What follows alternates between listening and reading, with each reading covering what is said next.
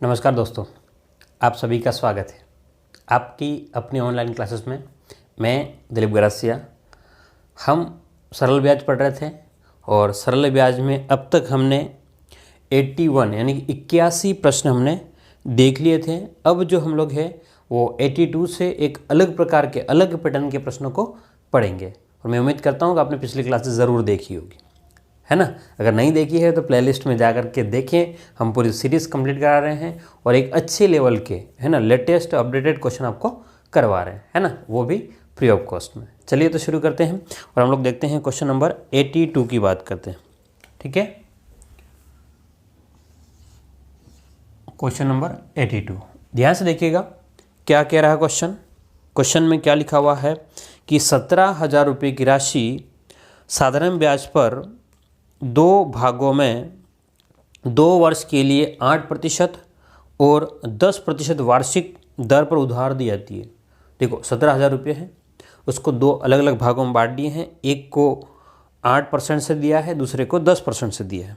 ठीक है, यदि 2 वर्ष के बाद कुल ब्याज 3,008 रुपये हैं तो 8% वार्षिक दर पर उधार दी गई राशि कितनी है, ये आपको पता करना है। ठीक है, ये क्वेश्चन आपके सामने था तो ध्यान समझिएगा। यहाँ पर हम लोग एक बेसिक तरीके समझेंगे और इसको एलिगेशन तरीके से समझेंगे और इसका एक और शॉर्टकट मेथड है उससे देखेंगे। हम लोग 3 तरीके से समझने वाले हैं ताकि आपको एक आइडिया, है ना। मैं अभी शॉर्टकट बता दूंगा तो आपको अभी तो समझ में आ जाएगा, लेकिन क्यों किया उसका जवाब नहीं मिल पाएगा। ठीक है, तो कंसेप्ट समझेंगे, उसके बाद में हम लोग शॉर्टकट करेंगे ताकि आपको ईजिली समझ में आ जाएगा। ध्यान समझना, कितने रुपये हैं, इसने बोला 17,000 रुपये हैं। बोलो कितने रुपये हैं, 17,000 रुपये।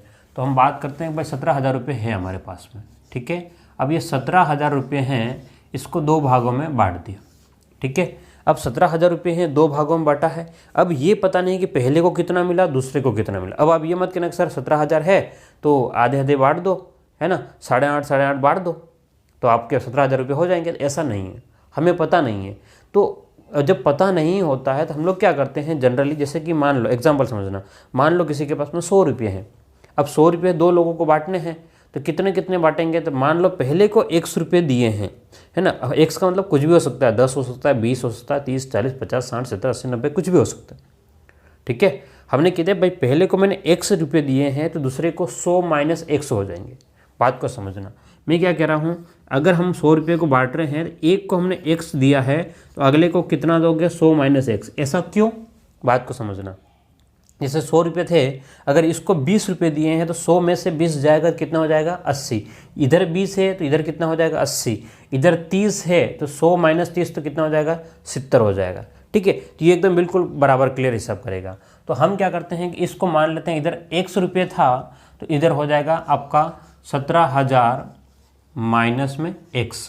ये क्या हो गया, आपका मूलधन हो गया। ठीक है, अब पहले वालों को किस ब्याज दर पर दिया है, उसने कहा भाई 2 भागों में 2 वर्ष के लिए 8% और 10%।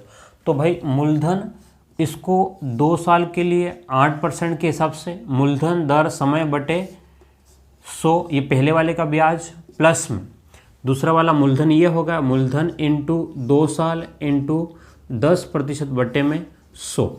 ठीक है, बात को समझना, ये पहला वाला ब्याज है मूलधन दर समय बटे 100, 17,000 में से जिसको x दिया होगा उसका ब्याज है, और ये दूसरे वाले का ब्याज है। अब ये कह रहा है कि भाई दोनों को मिला करके जो ब्याज मिल रहा है वो तो 3,008 रुपये है। दोनों को मिला करके बोलो कितना है, 3,008 रुपये। दोनों को मिला करके बोलो कितना है, 3,008 रुपये ब्याज है। ठीक है, ये क्लियरली समझ में आया कि पहले वाले को बांट दिया, दूसरे वालों को बांट दिया, दोनों को मिला करके ये पहले का ब्याज, ये वाला पूरा भाग दूसरे का ब्याज, दोनों को मिला करके है 3,008 रुपये। अब इसको सिंप्लीफाई करेंगे सरल तरीके से, तो गुणा करेंगे। ध्यान से देखो, 8 दूनी 16 और x, तो 16x हो जाएगा इधर, तो 16x प्लस में ध्यान से देखना, ये 100 नीचे जो है वो हम लोग सीधा उधर ले जाएंगे, एलसीएम लेकर के यहाँ है तो उधर भेज देंगे। 17,000 2 × 10, 17,000 × 20 तो कितना हो जाएगा बोलो, 34 के बाद में आपके 4 0 हो जाएंगे। ठीक है, तो 3,40,000 बन जाएंगे। देखो 17,000 है, 17 दूनी 34,000 तो यही हो गए। 34,000 में 1 0 और बढ़ा देंगे, 34,000 में 1 0 और बढ़ाएंगे, कितना हो जाएगा, 3,40,000 माइनस में x 2 × 10, 10 दूनी 20, 20 × x तो 20x बराबर में 100। एलसीएम लेकर के हम लोग उधर ले जाएंगे तो यहाँ पर हो जाएगा 3,00,800। ठीक है, जो घटेगा उसको घटा देंगे। तो देखो ध्यान से, इन दोनों का अंतर है वो माइनस का कितना हो जाएगा बोलो, 4x बराबर में, 4x बराबर में। यहाँ जो है ध्यान समझेगा, यहाँ जो है वो 3,00,800 में से 34 और 4 0 आपके पास में घट जाएगा। मतलब ये आपके पास में 3,08,000 और ये आपके पास में 3,40,000। ठीक है, तो ये तो हुआ ना, 3,08,000 हो गया और 3,40,000 हो गया।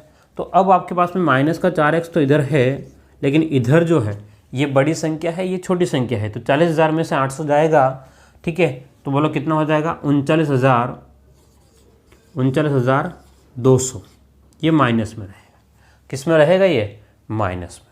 तो यहाँ से माइनस कट गया, तो x के बराबर में ध्यान से देखिएगा, 39,200 में अगर हम लोग 4 का भाग लगा देंगे तो 4 9 36, ठीक है, 4 8 32 और 00, तो 9,800 रुपये आपका बन जाएगा। बोलो कितना बनेगा, 9,800 रुपये बनेगा आपका। ठीक है, हाँ, ऑप्शन डी आपका एकदम सही हो जाएगा। तो बोलो पहले को कितना रुपये दिएगा, तो अब इसने कहा कि भाई 8% की वार्षिक दर पर कितना उधार दिया था, तो 8% वालों को हमने x का मतलब है कि 9,800 रुपये दिए थे। अगर ये 8% के हिसाब से है तब, ठीक है, 9,800। अगर ये कहता है भाई 10% के हिसाब से कितना है, तो हम लोग क्या करते हैं कि 9,800 में से 17,000 में से 9,800 माइनस कर लेते हैं। ठीक है, तो आपके पास में कितना होता, बोलो 7,200 हो जाता। बोलो कितना होता, 7,200। कौन सा, 10% वाला। लेकिन उसमें पूछा अभी 8% वाला है, तो हमने 8% वाला कर दिया। ये एक पहला तरीका, मेरी बात समझ में आ रही है। ये कौन सा तरीका, एक बिल्कुल बेसिक तरीके से हमने इसको किया है। चलिए इसको लिख ले, फिर आगे बढ़े।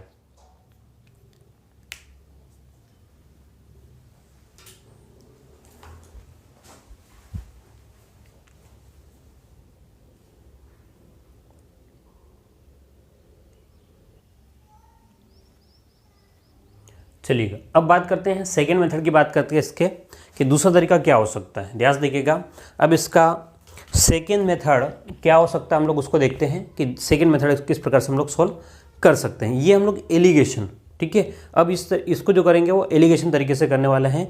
ध्यान समझिएगा कि 17,000 रुपये हैं, वो दो भागों में बांटा है, एक को 8% है और दूसरे को 10% के हिसाब से।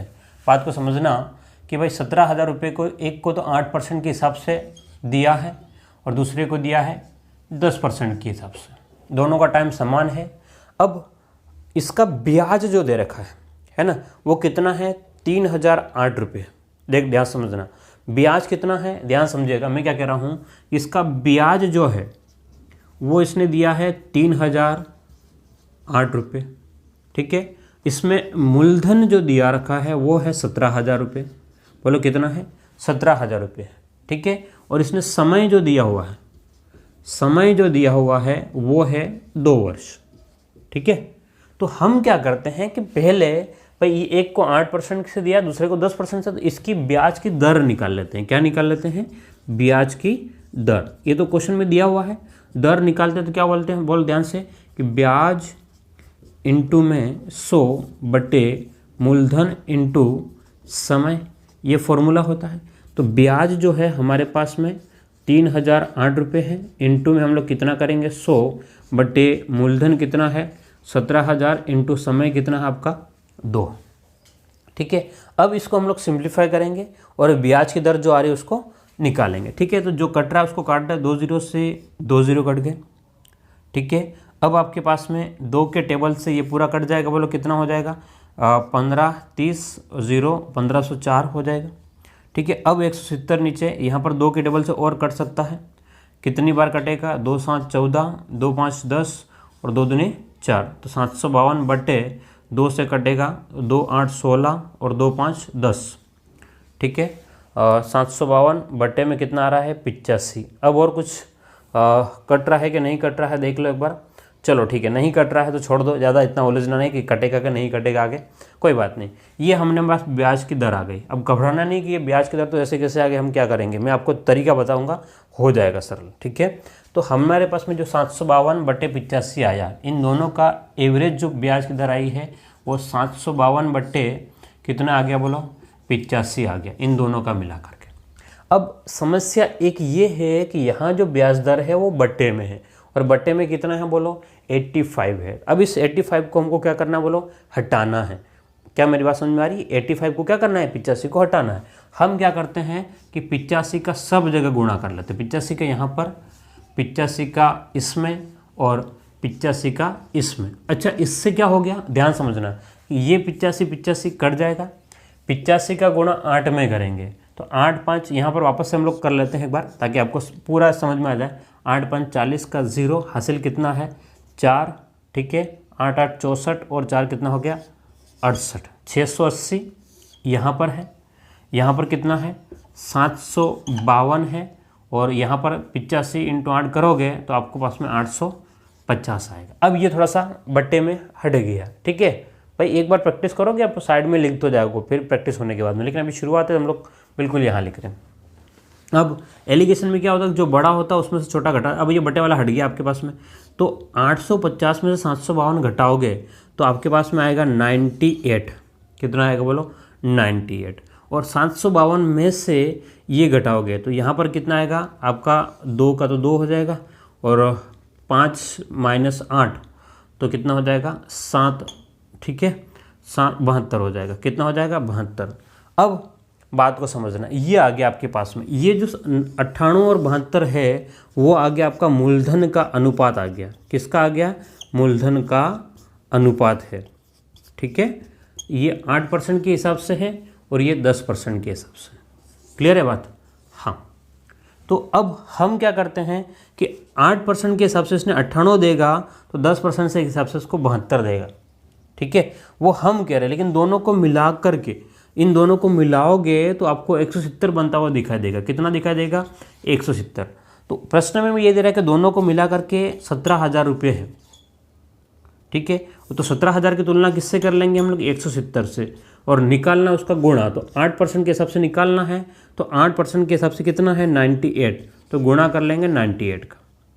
0 से 0, 17 से कट गया, 100, तो आपके पास में 9,800 रुपये यहाँ पर भी बन जाएगा। बोलो कितना बनेगा, 9,800 रुपये बनेगा।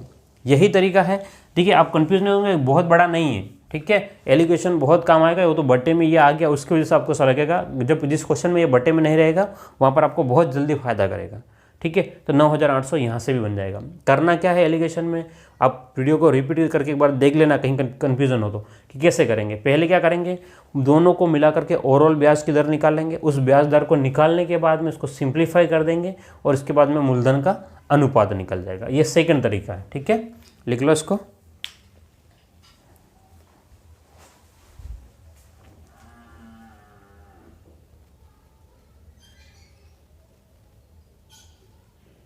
चलिए अब तीसरे तरीके की बात करते हैं। थर्ड मेथड क्या कहता है, ध्यान समझिएगा।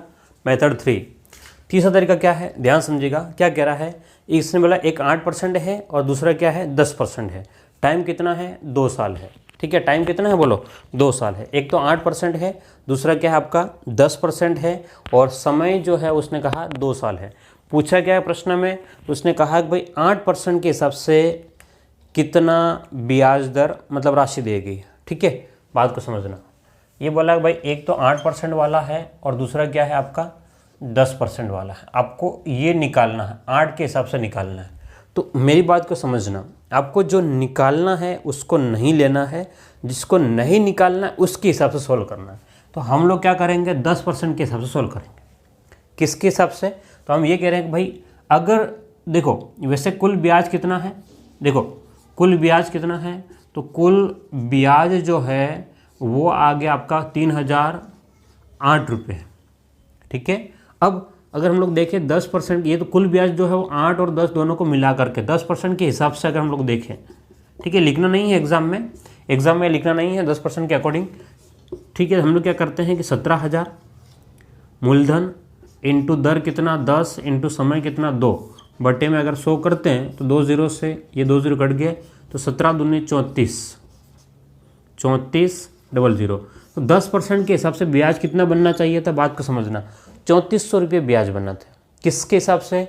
10% के हिसाब से। लेकिन 8 और 10 की वजह से ब्याज कितना बना है? 3,800 रुपये। तो आप क्या करेंगे कि इस 3,008 को 3400 में से घटाओगे तो आपके पास में सीधा जो माइनस होकर के आएगा वो कितना आएगा बोलो? देखो 400, ये 400 में से 8 घटाओ, 400 में से 8 घटाओगे तो आपके पास में कितना आएगा? मैं क्या कर रहा हूँ, 900, हाँ 392। कितना आएगा बोलो? 392, क्योंकि देखो 3 तो 3 है, ठीक, इसका कोई मैटर नहीं, हम तो इसका देखना है, ठीक है। तो 400 में से 392 आ जाएगा। बोलो कितना आ जाएगा? 392। कौन सा बात को समझना मैं कर क्या रहा हूँ? मैंने अंतर निकाला है किसका? कि भाई अगर 10% होता पूरा का पूरा तो 392 बनता, ठीक है। अब ये 392 जो अंतर है वो कितने का बीच का है? तो 8 और 10 इनके बीच का अंतर कितना है? 2% है। कितने का अंतर है? 2%। और कितने टाइम के लिए है? तो 2 वर्ष के लिए है, ठीक है। तो वास्तव में जो 392 का जो अंतर आया है, अगर 1 साल के लिए 2% है, बात को समझना, 1 साल के लिए अगर 2% है, 2 सालों के लिए कितना हो जाएगा? 4 हो जाएगा। तो 392 जो है वो किसके बराबर हो जाएगा या किसके अनुपात में हो जाएगा? 4 के अनुपात में। इनटू में क्या कर लोगे? 100। यहाँ से 4 से कट गया, 4 9 36 और 4 8 32, गुणा करोगे तो 9,800 आपका आंसर आ जाएगा। क्या ये समझ में आया कि नहीं आया?